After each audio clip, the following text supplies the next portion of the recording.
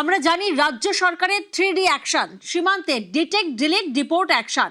সীমান্ত থেকে এবার সরাসরি বাংলাদেশে অবৈধভাবে ভারতে ঢোকা বাংলাদেশিদের সীমান্ত পার করাতে আইনি প্রক্রিয়া শেষ।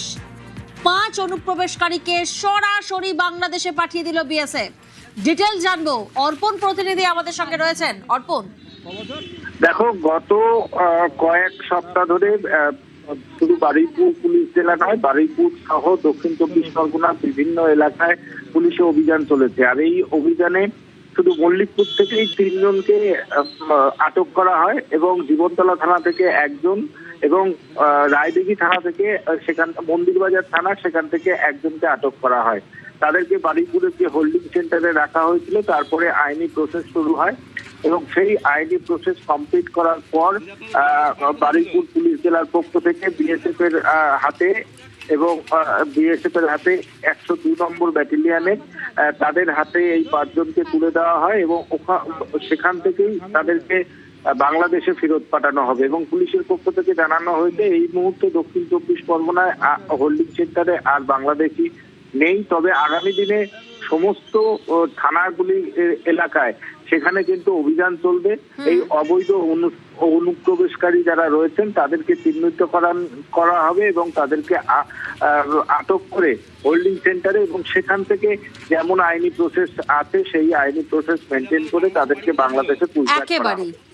বেশ, জেলে রাখা নয়, অনুপ্রবেশকারীদের ধরে সরাসরি বাংলাদেশে পাঠানোর বার্তা আগেই পাঠিয়েছেন মুখ্যমন্ত্রী। আমরা বলে দিয়েছি যে বাংলাদেশের অবৈধ অনুপ্রবেশকারী তাদেরকে কোর্টে পাঠানোর কোনো দরকার নেই, আইনে নেই। সরাসরি পুলিশ নেবে এবং বিএসএফ এর হাতে হ্যান্ডওভার করবে। বিএসএফ এর যা ভারত সরকার বাংলাদেশ সরকারের সঙ্গে আছে এগ্রিমেন্ট, তাতে বাংলাদেশি প্রুফ করে হ্যান্ডওভার করে দেবে। আমাদের জেলে 3 মাস 6 মাস 2 বছর রেখে আপনার চাল, আপনার ডাল, আপনার তেল, আপনার মাছ, আপনার ডিম, আপনার কাপড়, আপনার মেডিসিন ওদেরকে দেব কেন?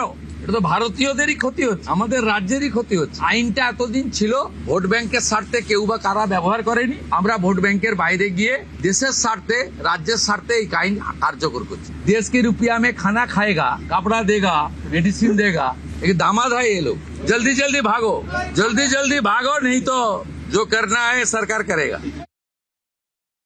और मैं बंगाल के मुख्यमंत्री श्री शुभेंदु अधिकारी जी को बधाई देना चाहता हूं कि 7 ही दिन में उन्होंने 600 हेक्टेयर भूमि बीएसएफ के हाथ में सौंपने का काम कर दिया।